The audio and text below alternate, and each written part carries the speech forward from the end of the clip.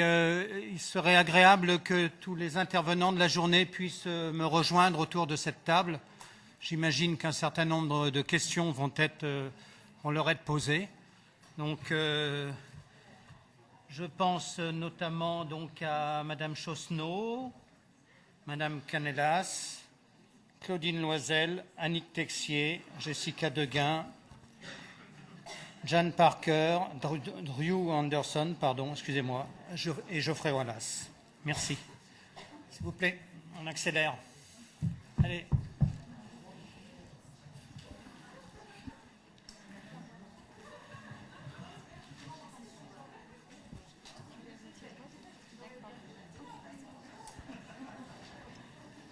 Bon, Claudine, il faut que vous montriez l'exemple. Annick Texier aussi.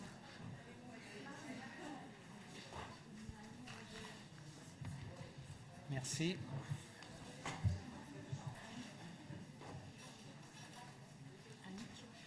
Je ne vois pas Annick.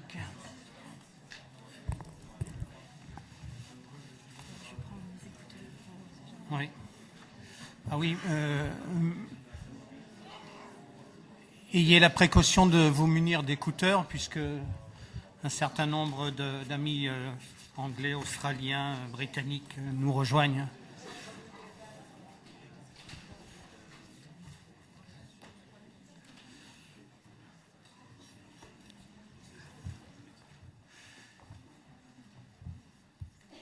Ça y est, tout le monde est prêt. C'est terrible les pauses café. Hein.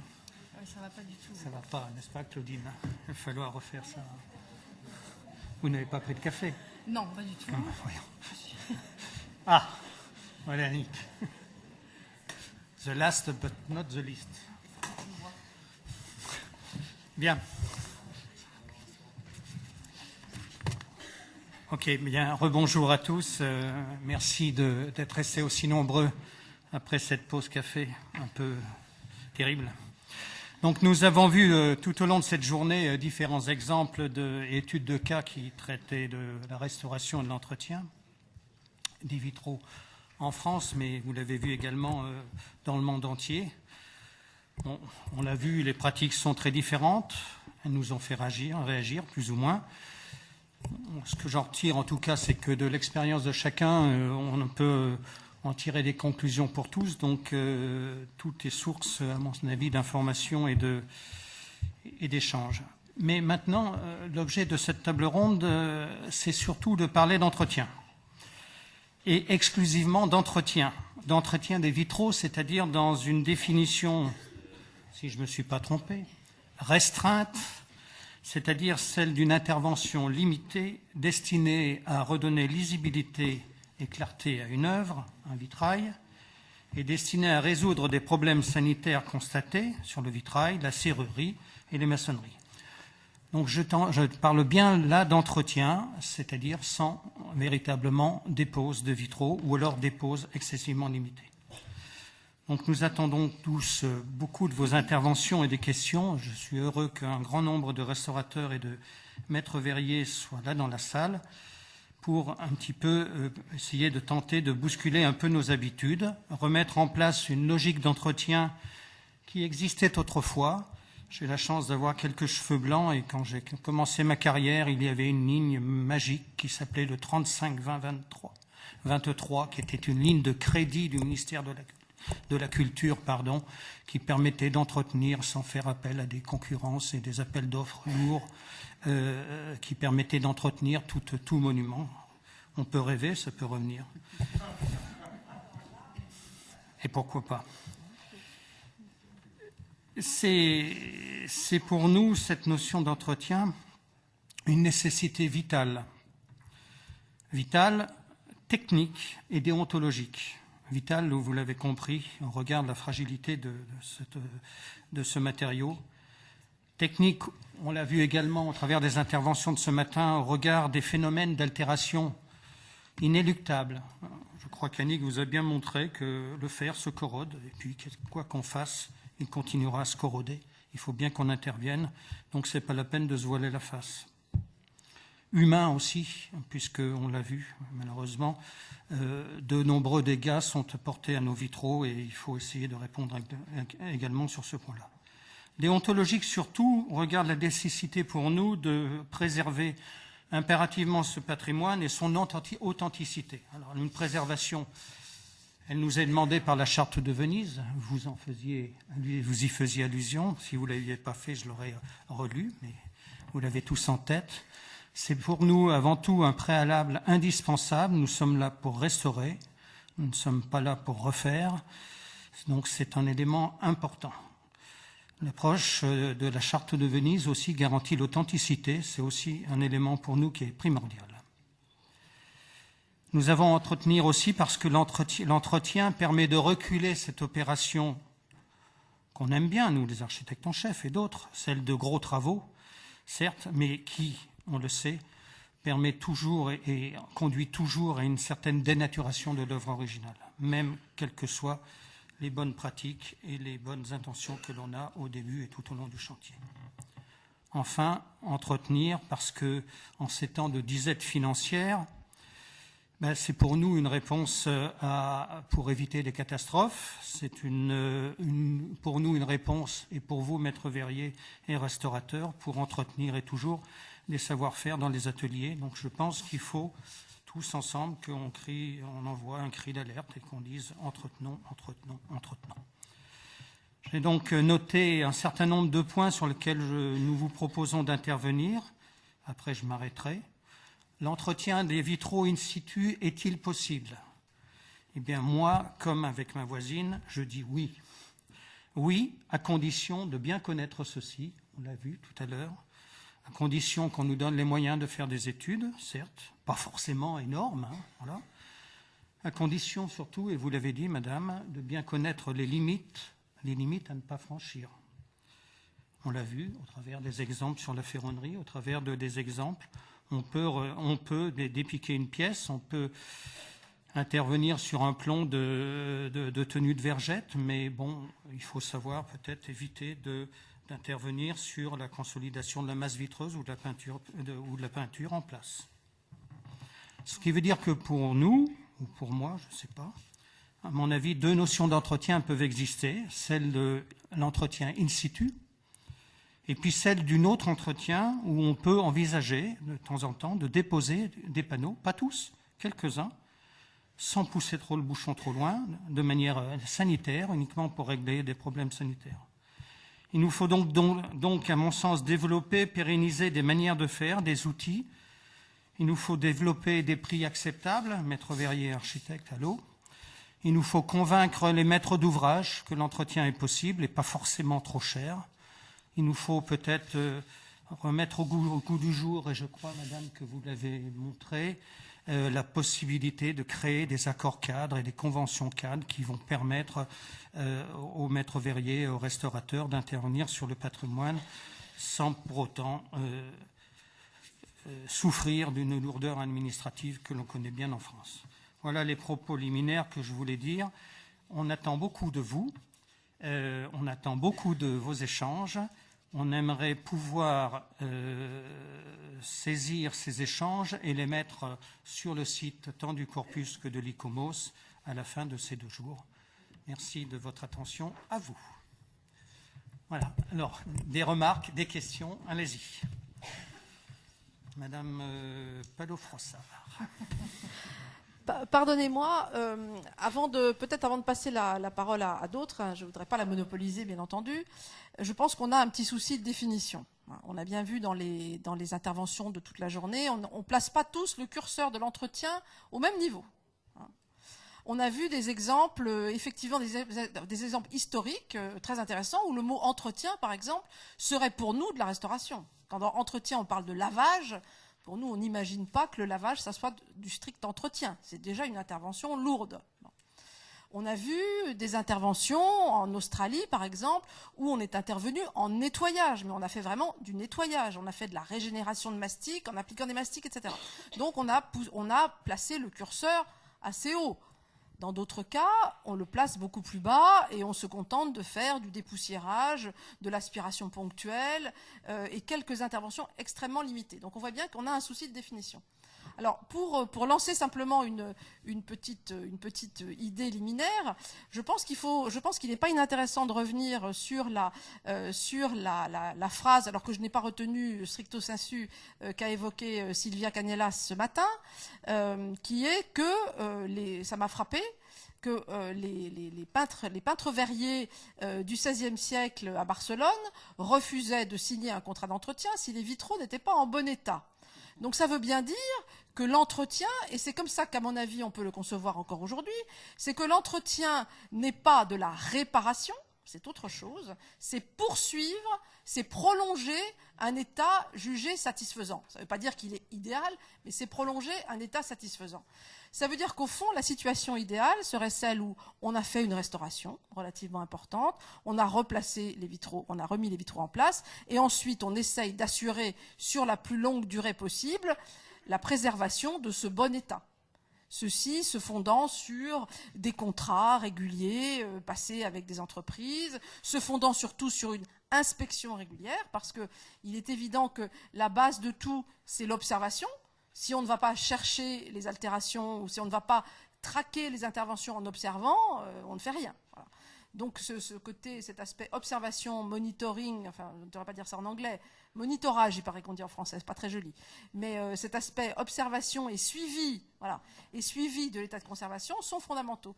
Donc je crois qu'il faut, de mon point de vue, il faudrait qu'on limite la notion d'entretien dans la notion de prolongation d'un état jugé satisfaisant. C'est transmission à l'avenir. Parce qu'après, ça devient beaucoup plus compliqué. Et on ne sait plus très bien où arrêter la notion d'entretien. Alors dans cette notion d'entretien, effectivement, on peut avoir toute une batterie qu'on va discuter tout de suite, maintenant, je pense. Qu'est-ce qu'on peut faire en termes de dépoussiérage, nettoyage d'essuie? Est-ce qu'on peut enlever les micro-organismes?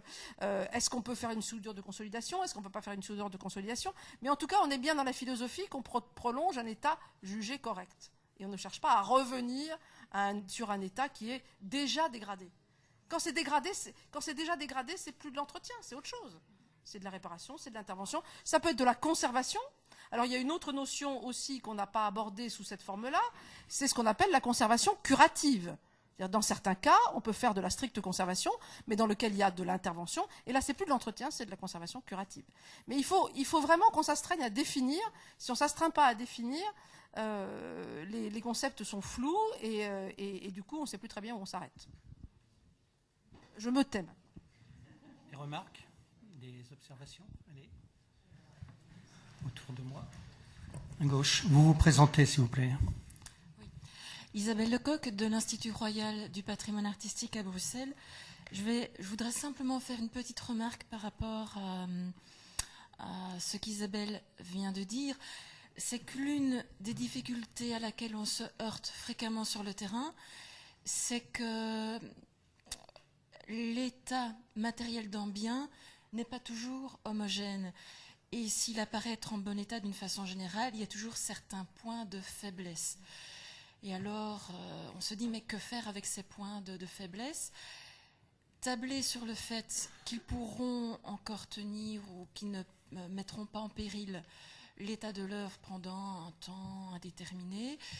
Ou alors, est-ce qu'on saisit l'occasion de ces points de faiblesse pour aller plus loin?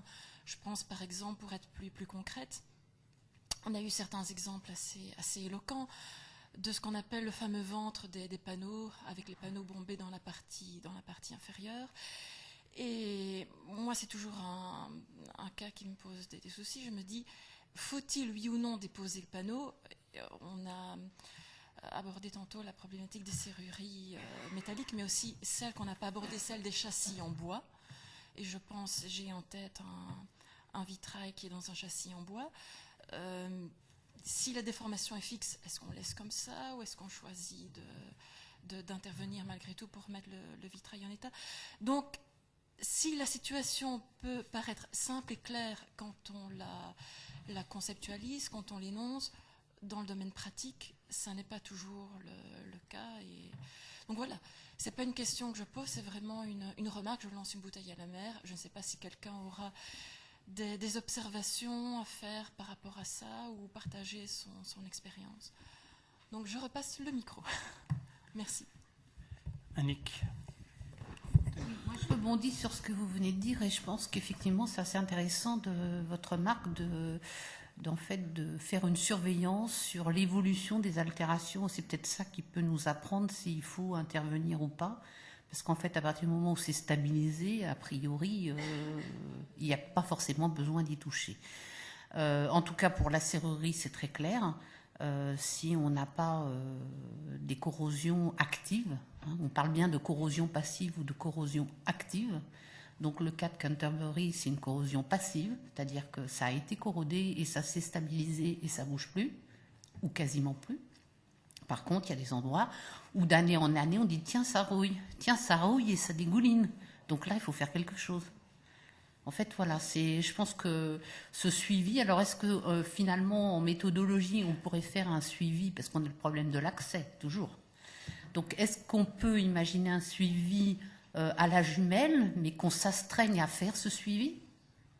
Et quelqu'un, je ne me souviens plus qui, a parlé de fiches, je crois que c'est vous, monsieur, de fiches de suivi, comme on le peut faire pour des objets de musée. Alors évidemment, on n'est pas à la même échelle, mais le système avec les tablettes, finalement, nous offre la possibilité aussi de faire ce genre de choses. Donc, est-ce que c'est pas ça qui pourrait être imaginé, mis en place? Alors évidemment, ça va demander beaucoup d'efforts au départ, mais finalement, pour le suivi et l'entretien, ça peut être une solution. Je ne sais pas, qu'en pensez-vous? Je reprends la parole 30 secondes. Moi, je partage totalement votre sentiment. Je pense que la notion d'entretien ne peut bien se définir qu'à partir de la connaissance que l'on a de l'œuvre. Donc, je milite personnellement, même si je ne suis pas toujours écouté, hein, comme tous, hein, pour effectivement mettre des moyens d'accès. Je crois que l'investissement au préalable de la restauration ou de l'entretien est totalement indispensable. Ça, on le sait tous. Il faut qu'on convainque nos maîtres d'ouvrage, mais si on peut s'approcher de l'œuvre, on peut définir son état sanitaire et on peut définir s'il y a nécessité réellement ou non de faire des travaux et on peut, à ce moment-là, tarer le niveau de l'entretien et réellement de ce qu'on peut faire. Je le pense. Suivant. Oui, au fond. Tout au fond, à droite. Okay, I can't speak for the entire world, but most of the projects in the United States are very much money-driven, and the maintenance is basically crisis-driven. We don't get phone calls saying, "Hey, come look at my building, tell me what you think." They call and go, "We think we have a problem. Can you look at the problem?" And let's fix the problem. We don't have access to buildings on a regular basis. Nobody really spends money on monitoring. They just want to get their problems fixed. Now, as far as the gentleman before about semantics, restoration, conservation, preservation, you can call it anything you want, but they want the windows fixed. In most cases, and it's money driven. Les fenêtres, les vitraux, et tout est une question d'argent. Well, Vic, I'm totally agree. So most of the projects also in Germany are driven because there is a problem, and then we are called to ask what is the problem. But I have to confess, we have now two projects, or two of dozens. We have real contracts for monitoring. So not climatic monitoring, which is another question, but just monitoring. Is there anything okay? Are the condensation trays, are they okay, and so on. Two projects, and I think this is a kind of a premier, so we start with that. Est un I think état, it should mais je be, pense que it should be c'est une in nouveauté future, it pour should nous. be On commence avec a ça, regular et issue nous after a espérons conservation process. qu'à l'avenir, cela se fera de manière régulière. Troisième rang. Keith Barley, Conservator, England. Keith Barley, conservateur, je viens de l'Angleterre. Moi, je suis tout à fait favorable à l'idée de la coopération avec les architectes. Actuellement, chez nous, le système est le suivant. C'est l'architecte qui va inspecter le bâtiment, la toiture, les murs, le sous-sol et la verrerie. Mais d'un autre côté, naturellement, les architectes ne connaissent pas tout, tout au moins pas en profondeur. Et donc, je serais tout à fait favorable à l'idée que les architectes appellent les conservateurs spécialisés qui pourraient préparer les rapports détaillés en décrivant la condition actuelle des fenêtres, qui pourraient recommander l'entretien simple pour prolonger la durée de vie de ces vitraux. Et ensuite, au moins, les responsables sauraient à quel moment et combien ils devraient dépenser pour cet entretien. Donc, je pense qu'il faudrait encourager les architectes pour qu'ils appellent les maîtres verriers pour les accompagner et pour faire disparaître tout au moins les problèmes tous les 5 ans, disons. Je ne sais pas comment ça se passe en France ou en Allemagne. Est-ce qu'il y a une périodicité de ce genre?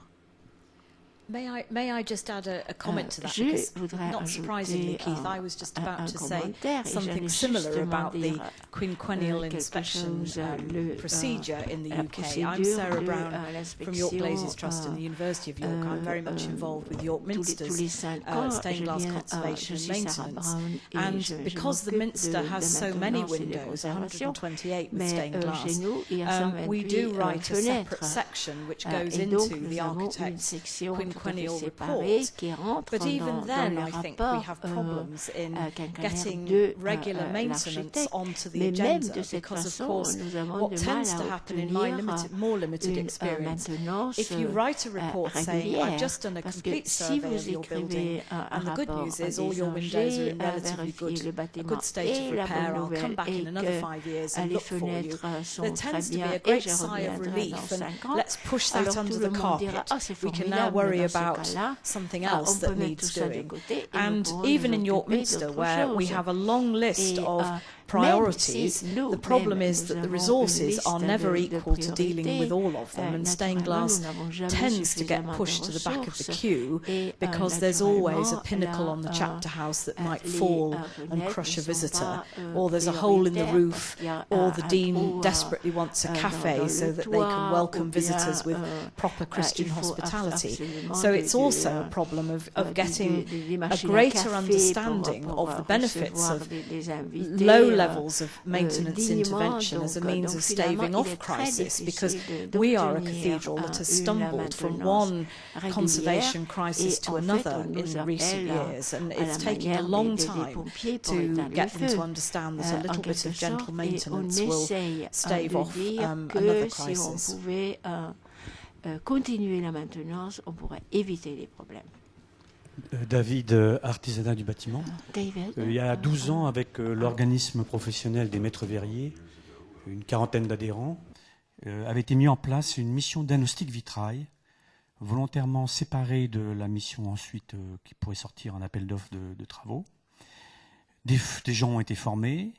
Le constat, c'était que 90% du chiffre d'affaires des maîtres verriers français, c'était du bâtiment. 10% what we saw was that 90% of French glazers' sales were to it was a restoration, and 10% was new stained glass, and most of it was 19th century glass in Western France. And the problem is that we can hire a cherry picker for a day or a week. The problem is getting the order to do this. So we're willing to inspect, and the problem is that we're willing to volunteer to do the inspections, but the problem is the budget and the municipal authorities who don't really want to go ahead and pay for this. So we have a problem here. Je crois, je vais faire court, mais c'est pas un problème d'argent, c'est un problème de politique. Je veux dire, quand je vois des travaux publics qui se font à l'emporte-pièce, il y en a vraiment besoin de les faire, quand on est obligé de faire des fois 3 trous à 6 mois d'intervalle pour mettre le réseau de gaz, le réseau d'électricité, moi je crois qu'il y a un problème global, en France je parle, sur la place du patrimoine et le budget qu'on doit disposer pour le sauvegarder. Ensuite, sur la connaissance du patrimoine, les architectes sont une profession, c'est des gens qui ont une connaissance globale. Et moi, je crois que la première chose que doit faire un architecte, évidemment, c'est s'appuyer sur l'ensemble de professionnels. Et quand on est sur un bâtiment, commencer un inventaire de ces bâtiments. C'est-à-dire avoir la meilleure connaissance possible, y compris sur comment il a été construit, et jusqu'à quelles sont les interventions qui ont été faites au cours du temps sur la globalité. Parce que moi, je suis obligé de parler de la globalité, les vitraux étant un des éléments du clos et de couvert de ces bâtiments. Donc, je pense que je reviens à l'idée d'un carnet de santé des immeubles avec effectivement des visites régulières par un homme de l'art qui fait appel à des compétences parce que des artisans maîtres verriers, des tailleurs de pierre, des couvreurs zingueurs, il y a des compétences. Heureusement, il y a des savoir-faire et on peut s'appuyer sur ces savoir-faire. Donc, je pense qu'il y a vraiment des choses à réformer et aussi, dans le monde politique, entre inaugurer une grande restauration et assurer un entretien généralisé des bâtiments, c'est du possible. Et on saura qu'à court ou moyen terme, ça sera beaucoup moins cher.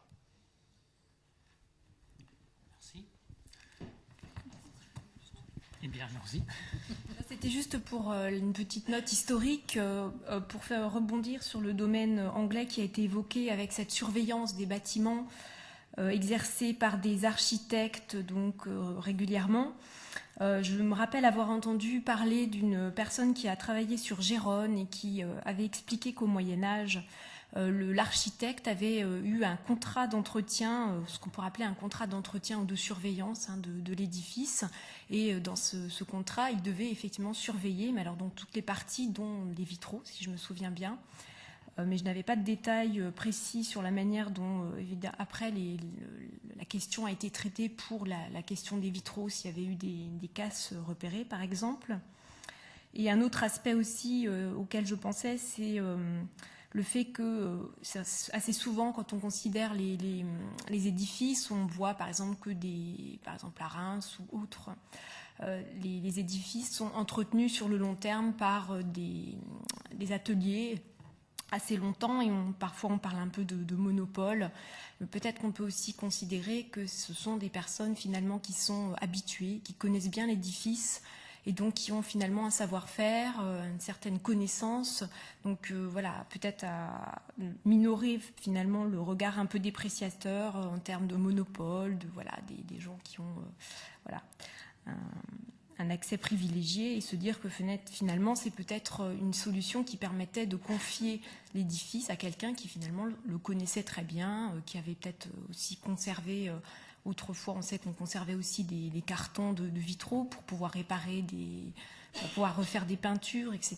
Donc voilà, peut-être simplement un éclairage historique, même si évidemment le passé n'est pas forcément à recopier littéralement.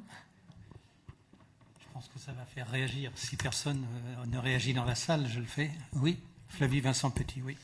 Merci. Non, c'était surtout pour rebondir sur les commentaires d'avant. Moi, je pense que ça fait que 20 ans que je fais du vitrail, mais en 20 ans, ça a déjà beaucoup évolué. Et je trouve que l'entretien et la prise de conscience qui se fait vient plutôt des propriétaires. En tout cas, c'est mon expérience, avec des accords cadres ou des marchés à bon de commande qui sont sur plusieurs années, qui nous permettent, nous, en tant qu'atelier, de pouvoir prévoir, et c'est quand même très confortable finalement, et d'avoir une vision et un dialogue avec le propriétaire, donc avec le commanditaire. Et ça, c'est vraiment assez nouveau, je trouve, et je trouve qu'il faut le souligner, puisque finalement, c'est au propriétaire de prendre la décision, et non pas aux autres personnes. C'est bien ce que je disais en introduction, il faut bousculer une certaine façon de travailler aujourd'hui. Il faut savoir un petit peu balayer au niveau du code des marchés publics pour favoriser ce genre d'intervention, avec les accords cadres, les contrats cadres, je crois, à Paris, c'est ça. Voilà. Donc vous pouvez nous parler un petit peu plus. Allez-y.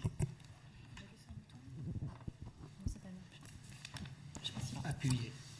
Oui, merci Flavie pour cette remarque. Alors effectivement, je ne peux qu'abonder en votre sens. Pour ma part, même si je suis beaucoup plus jeune que vous en termes d'expérience, le sentiment qu'on est quand même effectivement à un tournant, on hérite en fait d'un passé finalement assez lourd en termes de manque d'entretien régulier des bâtiments qui aujourd'hui ne nous permet plus de se contenter de restauration ponctuelle, aussi importante soit-elle. On a besoin vraiment de remettre à niveau un patrimoine qui, dans l'ensemble, est en assez mauvais état parfois. Et je pense qu'en tant que conservateur, on doit aussi accepter le fait que on doit effectivement prendre soin de manière plus régulière et plus suivie de ce patrimoine. Et c'est vrai que c'était l'objectif en fait de nos accords cadres, de nos marchés à commande, que de se donner cette souplesse et cette réactivité dont on a vraiment besoin pour faire face à souvent des urgences qui ont des répercussions directes aussi en termes de sécurité du public. Et ça, c'est un élément essentiel qu'il ne faut absolument pas oublier, puisque nous sommes, en ce qui concerne les édifices de culte, dans des établissements recevant du public, et ce qui implique aussi de notre part une grande vigilance et une grande réactivité.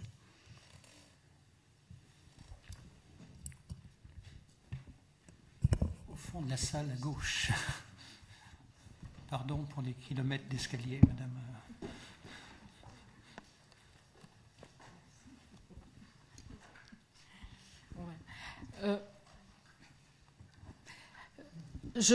Je voudrais dire que j'ai un tout petit peu peur que la discussion ne dérive. Je crois que chaque pays a des situations politiques, administratives, patrimoniales assez différentes, et qu'il ne faut pas que la table ronde devienne un endroit où tout le monde se plaint de ce qui ne va pas bien au niveau de l'entretien, etc.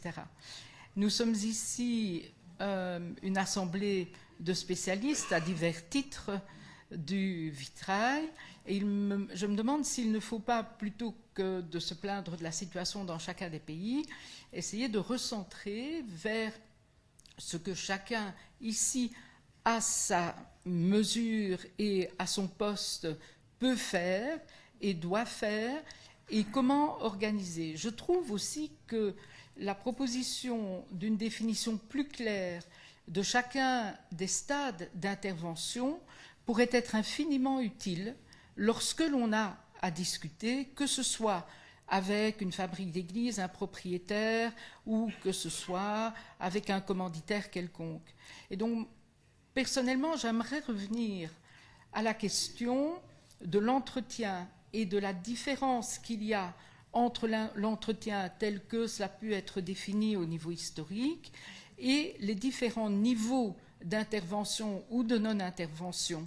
Si on pouvait clarifier cette question-là, ce serait une très grande aide dans toutes les discussions que chacun doit avoir à différents niveaux avec les commanditaires et les maîtres d'ouvrage, etc. Je me demande s'il ne faut pas un tout petit peu recentrer vers ce qui est notre spécificité, pour essayer d'y voir plus clair dans ces différents niveaux. Je pense... Allez-y, oui. Monsieur aussi. Je peux? Allez-y, monsieur. My name is Joost Kahn from the Antwerp University Conservation Studies. I will also like to concentrate a little bit more on the main issue of this discussion. And I would like to address the panel and ask the panel your comments on the following. We have never been more people involved in stained glass study than now. There are much more people now interested in stained glass than ever. And we have good schools and we have good professional people everywhere. The administration, art historians, conservators. More than ever.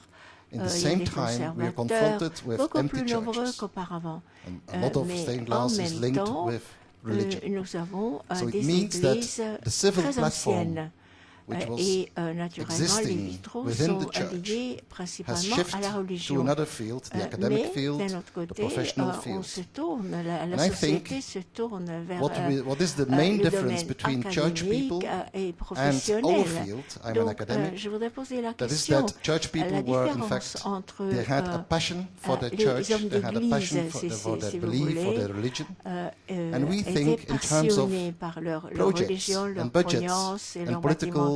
Tandis que nous parlons de politique, d'architectes, de responsabilité et ainsi de suite.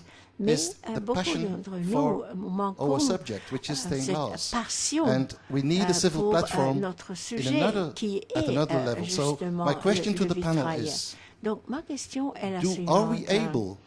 Est-ce que nous sommes capables, en tant que professionnels, de construire une plateforme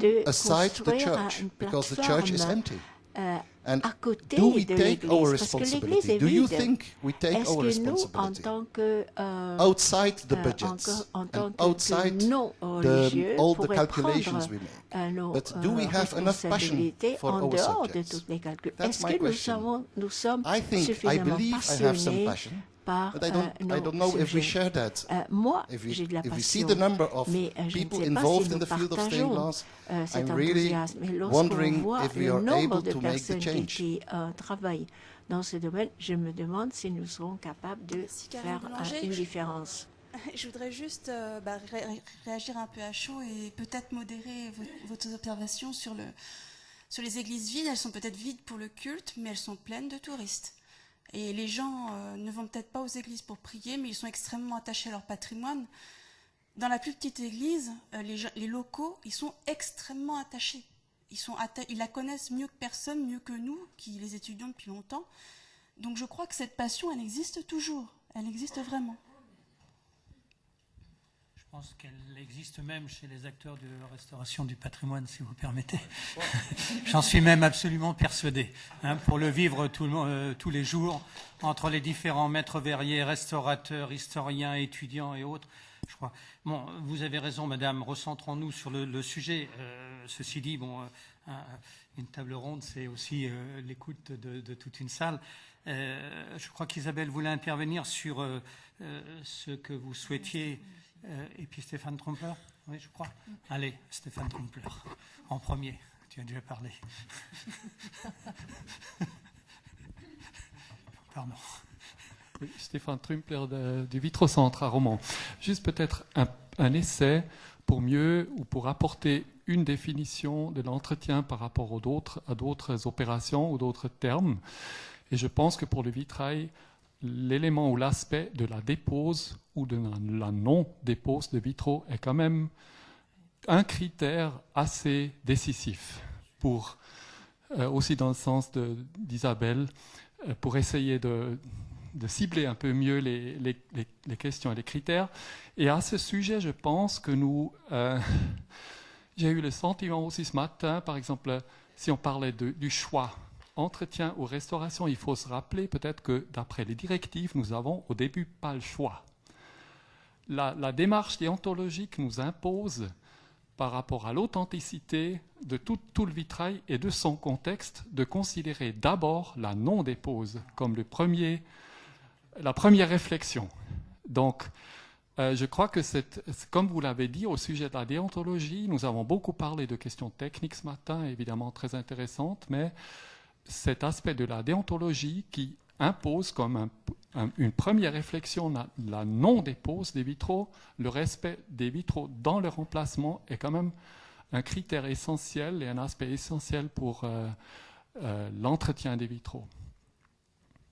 Je pourrais peut-être ajouter, juste pour faire un petit tour des questions en Suisse, que chez nous, la règle est vraiment devenue qu'on ne dépose pas. Lors surtout des restaurations du 19e siècle, nous avons souvent des situations qui ne sont pas trop graves, souvent des situations où les vitraux se trouvent dans leur montage d'origine, dans leur pose d'origine, avec tous les éléments de serrurerie, de mortier, etc. d'origine. Donc, où d'une part, cette question de la dépose, où la déontologie s'impose, qu'on essaye de le conserver tout à sa place. Voilà, donc ça c'est... voilà, pour cette question de déontologie de base. Je me suis perdu. Attendez, je pense, si vous permettez, je crois Isabelle en premier. Sinon, je me fais disputer ce soir. Deux choses, et après je passe la parole à Jeff Miller. La première, c'est sur les définitions. Alors, il ne faut pas oublier qu'on a un processus de définition concernant le patrimoine dans le groupe de terminologie du groupe européen de normalisation, hein, le Working Group WG 346, si je me rappelle bien. Donc, les notions, effectivement, de restauration, de conservation préventive et d'entretien sont définis au niveau général. Ce que nous avons à faire, nous, c'est à l'appliquer, c'est-à-dire à trouver ce qui correspond à notre métier, aux questions propres au vitrail, c'est-à-dire le nourrir d'exemples. Et je pense que c'est un travail qu'on va faire, si nous continuons dans cet esprit-là, dans le Comité scientifique international pour la conservation des vitraux, puisque nous avons lancé un processus sur la mise en place d'un glossaire multilingue. Bon, ça c'est la première chose. Sur la dépose, effectivement, la première option, c'est qu'est-ce qu'on peut faire en place sans déposer. Mais le risque, si on s'attache comme critère absolu à la non-dépose, c'est qu'on fasse l'erreur de vouloir faire sans déposer ce qu'on devrait faire en déposant, c'est-à-dire d'aller trop loin. C'est-à-dire se dire, effectivement, on ne dépose pas parce qu'on ne veut pas toucher le cadre, le montage, etc. Mais on veut quand même faire bien, c'est-à-dire nettoyer beaucoup ou intervenir de manière forte sur des casses ou faire des réparations, etc. Et auquel cas, on s'est trompé de cible. Donc il faut faire bien attention à ça. Non-dépose, effectivement, c'est un critère, mais à condition de se limiter du coup à de la stricte conservation. Jeffrey Miller. Je trouve ça excessivement intéressant d'avoir les gens de différents pays aujourd'hui, parce que ici en France, j'ai des poses des vitraux qui étaient signés et datés de 1875, disons. Et je vois qu'ils n'ont jamais été touchés, ils tombent en morceaux. Je suis obligé de faire excessivement attention pour les amener à l'atelier sans que ça tombe par terre. Et puis je trouve ça vraiment intéressant qu'à New York, il y a des vitraux qui sont de la même époque, et puis le mastic est tellement dur, et tout est tellement dur qu'ils n'arrivent pas à dépiquer une pièce. Ça c'est fascinant pour moi, qu'il y ait une différence. Et puis bon, donc ce que j'ai à dire, c'est une question de spéculation. J'ai l'impression qu'en France, quand on décide de faire quelque chose, bon, on pose un vitrail, il va durer un siècle, on revient un siècle plus tard, et bon, il commence à tomber en morceaux, ou 150 ans.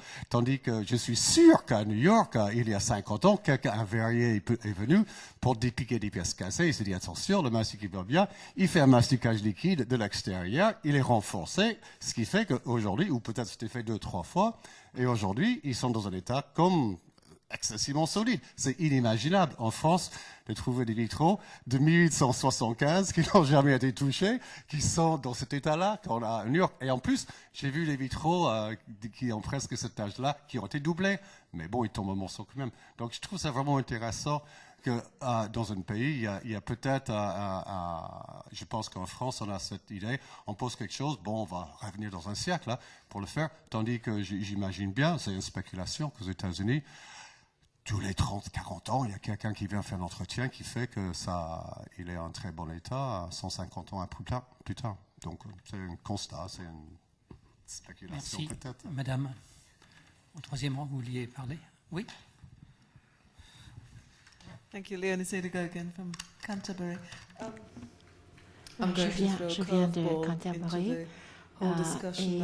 Et je pense que je vais envoyer une pierre dans la mare parce que je voudrais revenir à l'entretien. Donc, je suis allemande et ni anglophone ni francophone. Et quand je regarde maintenance, le mot maintenance, est-ce que c'est la même chose que quelque chose qui reste remaining? Peut-être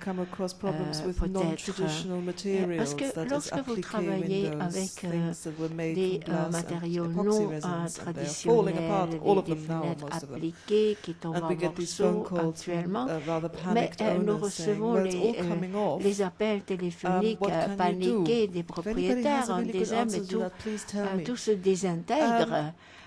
Qu'est-ce qu'il faut faire? Alors, si vous avez une réponse, s'il vous plaît, dites-le-moi, parce qu'il y a une autre technique, les fenêtres cloisonnées. Lorsqu'on les retire, c'est la fin, parce que finalement, on ne pourrait jamais les remettre. Et peut-être quelqu'un va les démonter totalement, va le recoller et cela va devenir un objet tout à fait différent. Donc voilà pourquoi je dirais que maintenance signifie de garder les objets en place. On doit faire tout notre possible pour convaincre les propriétaires que la meilleure chose à faire est de garder les fenêtres en place. Et peut-être il faudra attendre 20 ans pour que la recherche trouve une solution. Mais comment peut-on maintenir une fenêtre d'époxy appliquée qui est dégradée? On pourrait tout simplement mettre du sable en dessous pour que les morceaux tombent sur quelque chose de doux et ne se cassent pas encore davantage. Donc malheureusement, dans des cas comme ça, on est obligé de dire je ne savais pas encore ce qu'il faut faire, mais s'il vous plaît, ne le démontez pas, ne l'enlevez pas. Sinon, lorsque vous le remettez, ce sera tout à fait autre chose et je l'ai vu de mes propres yeux. Thinking mainly about St. Patrick's, but when we went into the project, I was thinking very much in a conservation way, and I'm still not sure whether we've finished up doing a maintenance job or a conservation job. And I think they're very closely intertwined, and it's going to be very interesting to try and define them when it comes to that stage. But I think at the end of the day, what we did was both. But we tried very hard not to remove windows. En même temps, mais nous avons fait tout notre possible pour ne pas déposer some windows did come out because they were too badly damaged, and we felt we had to do something with them. Quelquefois, nous étions obligés de le faire parce qu'il y avait trop de dommages. Well, yes, we could do something with them, but effectivement, what I actually wanted to say was that maintenance, if you're going to maintain something, then you have to have a record of its condition before you then look at it and say, well, this is needing work because it's not in the same condition it was 20 or 30 years ago. And I don't want to make an advert for a computer program, but we used the BIM 360, and it was really useful. We have all that information on record. Hopefully the users can still read it on a computer. But that was a very simple way of recording absolutely everything in the cathedral, and it's a cathedral, so we had a lot of work. But right down to cracks and holes in the glass, we've got everything there. So that might be a simple way of trying to continue to maintain or conserve. Et de cette façon, vous pourriez continuer à maintenir ou à conserver. Frédéric Pivet. Frédéric Pivet, restaurateur. Je voulais revenir sur la petite comparaison entre les vitraux américains et les vitraux français qui était un petit peu exagérée parce que voilà, on a des vitraux 19e qui n'ont jamais bougé et qui sont en très bon état. Et sans citer d'exemple, il y a une église qui n'est pas loin de chez moi où tout le chœur est roman, tous les vitraux sont 19e. Il y a 2 seuls panneaux qui sont en mauvais état, c'est les 2 seuls qui ont été restaurés. Voilà. On a plein d'exemples comme ça, et je connais plein d'églises à New York où les vitraux sont... On a encore des vitraux, des plombs. Voilà, et puis il y a des endroits où il y a eu de l'entretien, des endroits où il n'y a pas eu d'entretien, c'est pas du tout systématique. On ne peut pas dire qu'il y a une politique française de non-entretien, ça serait bien d'exagérer. Et voilà, non, je ne pense pas que ce soit la réalité. En tout cas, ce n'est pas celle que je vois tous les jours. Oui, premier rang. Ah ben là-bas au fond, pardon, excusez-moi. Oui, je voudrais... Philippe Valéry, pardon, je suis le directeur de la verrerie de Saint-Just. Donc, je voudrais signaler à certaines personnes ici, parce que j'ai eu la question tout à l'heure, qu'on produisait toujours et qu'on était toujours très bien portant. Donc, merci pour ceux qui m'ont posé la question et qui me donnent l'occasion de le dire. Je voudrais par ailleurs réagir à une remarque de Monsieur Caen de Anvers. Pour répondre à une question, mais sous un autre angle, comment prendre soin d'un patrimoine fragile? Et c'est une question que je vois d'un œil de producteur de verre, mais je pense qu'il concerne également les maîtres verriers. Et j'associe en fait aussi nos collègues de Lamberts qui sont présents à cette réflexion.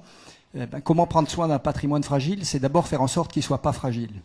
Alors évidemment, on prendra mieux soin du patrimoine s'il n'est pas fragile.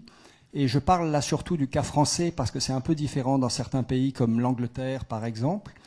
Mais le patrimoine français en matière de vitrail, et comme le soulignait M. Caen, et c'est vrai dans d'autres pays également, il est surtout religieux. Et si on veut faire en sorte que le patrimoine soit moins fragile, il faut arriver à le faire sortir du domaine religieux et lui donner en fait un cadre autre que le cadre purement religieux. Et je pense que là, il y a de la responsabilité de certains acteurs du patrimoine, dont de nombreuses personnes font partie ici, pour essayer de donner un côté très moderne au vitrail pour arriver à financer le travail de maîtres verriers qui sont ici et étendre en fait leur base de travail. Donc, par exemple, en fait, il faudrait avoir 4-5 projets extrêmement modernes avec des décorateurs d'intérieur très modernes.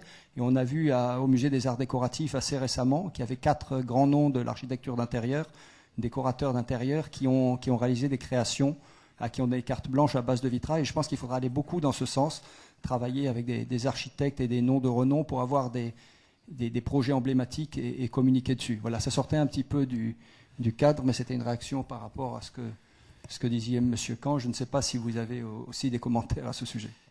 Merci en tout cas de nous témoigner votre bonne santé. On n'était pas trop inquiets, hein, mais diable. Alors bon, il y a plusieurs autres personnes, je crois, madame, et puis ensuite vous, monsieur. Et puis, attendez, avant. Je crois que vous avez une réunion du corpus tout à l'heure. Voilà, donc on a encore un quart d'heure, s'il vous plaît, concentrez. On continue demain, hein, rassurez-vous. Après vous, madame. Ah, pardon, je ne vois pas. Oui, ça y est. Oui, allez-y, madame Pinto. Je voudrais, Anne Pinto, restauratrice, je voudrais poursuivre ce qu'a dit Frédéric Pivet. Pour nous autres qui travaillons sur les verrières médiévales, on s'aperçoit qu'il y a une intervention par siècle, souvent sur les verrières médiévales. Une verrière du XIIIe siècle, il y aura une intervention au XVe. Alors, il y a des trous d'intervention au XVIIe et XVIIIe parce que ça n'intéressait pas les gens de l'époque. Et puis, on voit l'intervention du XIXe, on voit l'intervention du XXe siècle. Donc, je dis intervention, est-ce que c'était de l'entretien? Mais ce que je voudrais vous faire remarquer, c'est la fréquence, c'est plutôt un siècle. Et comme dit Frédéric, les vitraux de la fin du XVIIIe siècle qui nous arrivent aujourd'hui n'ont pas eu d'intervention, donc depuis 120 ans. Et ils vont pas si mal, je confirme, ils tombent pas en morceaux. Ce que moi j'ai tendance à parler d'entretien lorsque l'intervention est minime et simple, c'est-à-dire un nettoyage assez facile à faire, quelques pièces brisées. Et je parle de restauration lorsqu'il faut revenir notamment sur une verrière du XVIe siècle, ce que vous avez fait à la Sainte-Chapelle, enlever la mise en plomb pour enlever tous les plombs de casse et restaurer. Et du coup la dépose, pour moi dépose ou pas, c'est pas forcément très important, ça nous permet surtout de travailler de façon plus facile à l'atelier. Et comme tu vas le confirmer, la dépose n'est pas quelque chose de très coûteux. Et c'est vrai que les verrières du XIXe siècle qui nous arrivent pour l'entretien, un siècle après, j'aime autant les déposer. Ça permet de travailler notamment sur la serrurerie, de faire un travail propre. Je vais juste poursuivre parce que c'est moi qui vais sur les chantiers, donc je suis restaurateur de vitraux aussi avec Anne Pinto. Et donc du coup, c'est vrai qu'il y a souvent le souci, c'est de se dire d'un point de vue finance, pour revenir à l'entretien, c'est que l'entretien, jusqu'où on essaie de le pratiquer aussi, parce qu'on se retrouve forcément à intervenir sur des vitraux, et du 19e et même plus ancien. Donc plus ancien, souvent, c'est déjà fait, donc on dépose, on enlève les plombs de casse, on restitue plus l'œuvre à son état d'origine. Mais là, pour revenir au niveau des vitraux 19e, c'est pas le cas. Souvent, il y a des cases, des panneaux qui sont en risque de chute, de par la serrurerie qui est pourrie, souvent, et les vitraux sont en bon état. Donc, et souvent, on parle de dépose ou de travail in situ. Et en fait, moi, je me rends compte que souvent, on me demande de travailler in situ, et je dois, par exemple, faire 4-5 pièces sur un panneau à le dépiquer, puis je me rends compte, vous savez ce que je fais la plupart du temps, je dépose en fait le panneau, parce que pour moi, c'est beaucoup plus facile. C'est une intervention beaucoup plus rapide. Je ramène le panneau donc à l'atelier, je fais le dépiquage à l'atelier et je le repique. Et du coup, je me rends compte que financièrement, c'est pour la facilité de travail, c'est beaucoup plus rapide pour l'entreprise, beaucoup moins risqué. Et en plus, de surcroît, en déposant, ça nous permet de faire un traitement au top. Et là, ça va rejoindre un petit peu les problèmes techniques de la serrurerie. Alors que quand on ne dépose pas, on fait un nettoyage de propreté et ça bloque tout. Et si on fait un travail in situ, moi je me rends compte que de passer 15 jours sur un chantier, sur l'échafaudage, avec tout ce que ça impose, et des fois il vaut peut-être mieux passer que 2 jours sur l'échafaudage, ramener tout à l'atelier, et puis de remettre les vitraux dans des meilleures conditions avec un traitement adéquat. Voilà, c'est tout ce que j'avais à dire. Des réactions, j'ai promis une diverse intervention dans la salle. Monsieur, au premier rang. Ah alors, je ne vois pas. Oui, allez-y, je vous vois, mesdames. Hello, I'm Mary Higgins from New York. And I find it interesting that many times when we're talking about leads, people mention that the lead from the 13th century or 12th century, you can find panels that are still in original leads. But then the conversation never gets to the point of 19th century lead was milled lead is much, much weaker than any of the cast leads that were made in the 12th and 13th century, etc. So that we need to have a discussion that includes the fact that not all lead is equal, and thus not removing and replacing lead is not equally evil. If you took lead off of a 13th century panel, of course, that would be wrong. But if you took it off of a 19th century panel where the lead is not actually doing its main job, which is to hold pieces of glass together in a strong way, then we're doing a disservice to the art form. And I'm also an artist, and as an artist, I spend all my time selecting the color, doing the painting and such. And I would be so angry if in 200 years my pieces were kept in original leads that were falling to pieces because there was a huge discussion about how the lead was a problem when the window could collapse with my glass because no one took care of maintained the leads and took care of them. I think our main responsibility should be to the glass, and that we must remember that, and of course know that we are also dealing with an important material, which is the lead. We should give it the respect it's due, but we should not have the conversation where it's given more respect than actually, and to the danger of the art form that we actually are working on. Sur lesquels nous travaillons. Sur ce point, je passe la parole dans la salle, mais je pense que personne n'a en tête de faire de l'acharnement thérapeutique de façon à mettre en cause l'essence même du vitrail qui est le verre. Non, il faut. Ce qu'on vous demande simplement, c'est une lecture critique de l'état sanitaire des plombs, comme l'état sanitaire du vitrail, et après prendre les bonnes décisions. Il n'est pas question de supprimer systématiquement des plombs parce qu'ils sont soi-disant en mauvais état. Il faut observer, puis c'est tout, et prendre les décisions qui sont. C'est le travail de collégialité dont on a parlé tous tout à l'heure, qui réunit les gens du corpus, qui réunit les maîtres verriers, les restaurateurs, accessoirement les architectes quand ils ont envie, et les maîtres d'ouvrage. Voilà, c'est tout. À vous, monsieur. Okay. I would just like to remember a little bit, or to remind us on the conservation ethics, or kind of conservational ethic we have as conservators. And so I'm a bit in contradiction with my two speakers before, so with the French colleague and with Mary Higgins. So we are not historians, we are not artists. So some of us are perhaps artists, but I train conservators, and that's something different. And so we are responsible for all the materials we find, and also for the work of art we find. And so I think what I like with the term maintenance, that means that we can perhaps keep a system together which was intended as a Gesamtkunstwerk, as an entire piece of art. So, and this is the mullions, the mortar, the grooves, the panel, the lead, the ferramenta, everything was intended to be one piece of art. And the idea of maintenance is to keep this piece of art together. And I'm a real fan of this, or I like this idea. Sometimes it's not possible, or very often it's not possible, but if it is possible, one should, I think it's worth a trial. It's worth a trial to keep this piece of art together. And in my experience, which is also now nearly 20 years, an experience of 20 years, we had several projects. We could keep together all these elements. And I never found a lead which was so fragile that I couldn't keep it with a protection.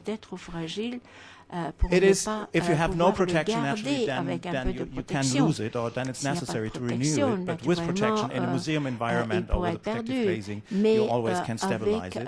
And so I think I would like to focus on this idea of the German word Gesamtkunstwerk. I know in English it is a word in use, but which means an entirety of art.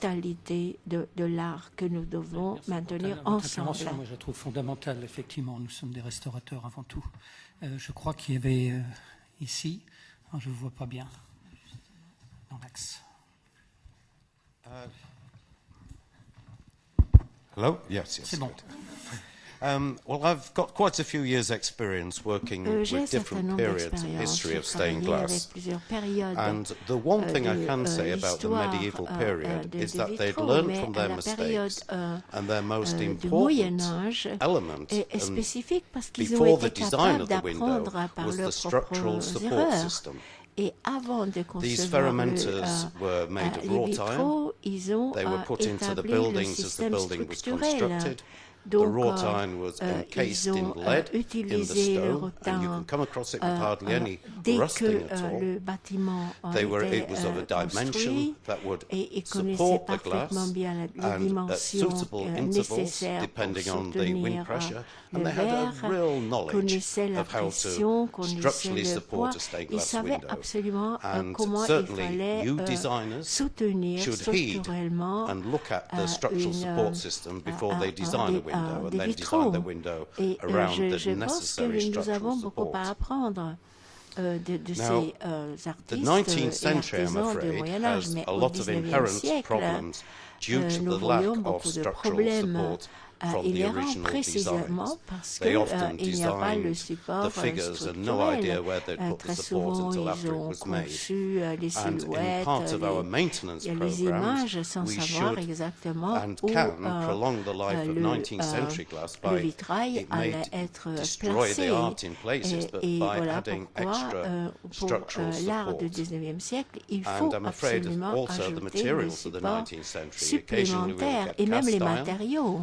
But inevitably, a lot of the bars are of mild steel, and they are rusting in the stonework and expanding and exploding the stone. So it is an awful lot of our work can be helped a window by the renewal of steel bars from the 19th century with non-ferrous bars nous connaissons les barres de fer qui datent du XIXe siècle, mais il faut absolument vérifier comment nous pourrons enlever les extrémités. Ce matin, nous avons parlé de traitement de surface visible, pas le métal qui est à l'intérieur de la pierre, mais ce qui est visible. Et il faut absolument permettre l'expansion de ces barres de fer sans que cela fasse exploser ou démolir la maçonnerie.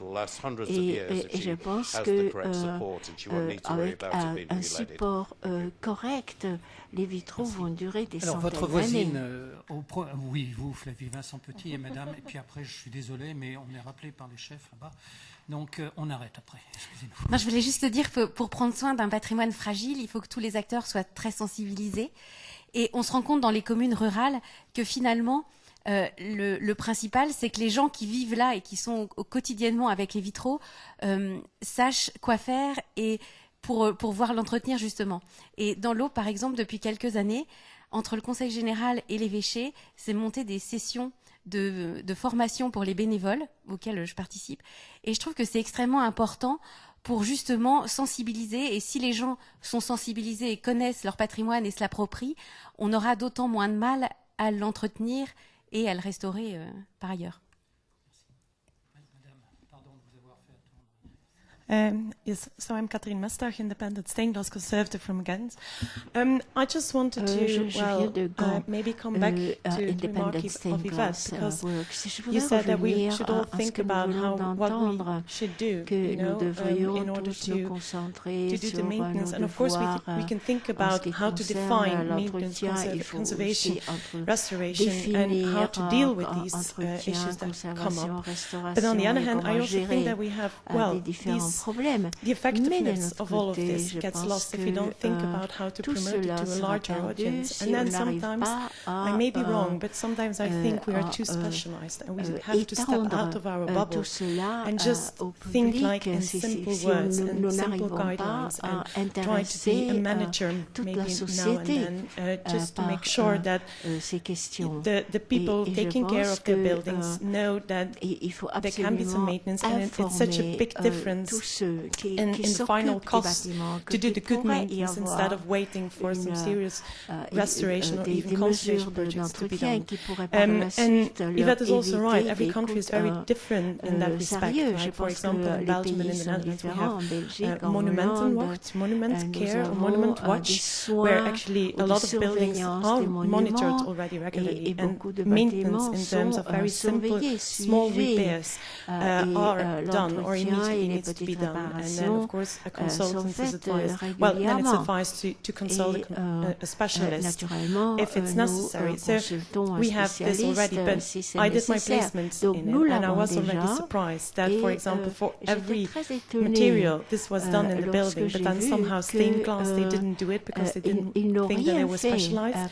So simple. And then we organized a study day for them and for people. And it's only that very simple study day with the very basics, the basics that are so normal to us, but very important to people who don't know anything about stained glass. So sometimes I just think we have to simplify it to the bigger audience and have to think indeed writing some simple brochures, information brochures, and thinking about how we can spread the word. Écrire et publier et faire circuler des brochures avec ces informations. Bien, merci. Je suis obligé et rappelé par les autorités qu'on doit laisser la salle. Donc, je vais passer la parole, je crois, à Claudine Loisel qui va vous informer de la tenue des réunions demain. Merci en tout cas de cet échange. Pardon de la brièveté. Et puis, gardez vos questions pour demain, parce que finalement, demain, c'est demain. Hein. Oui, on continue demain. On continue demain, donc rendez-vous demain matin à... Et là, c'est terrible, je ne sais pas l'horaire.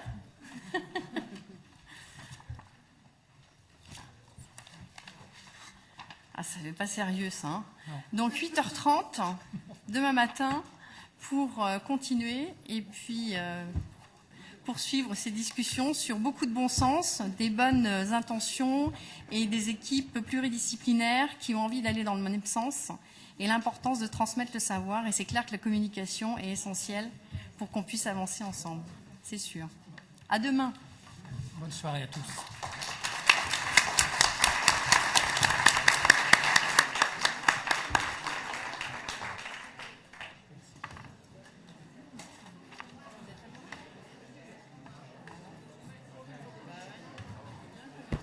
Juste un point.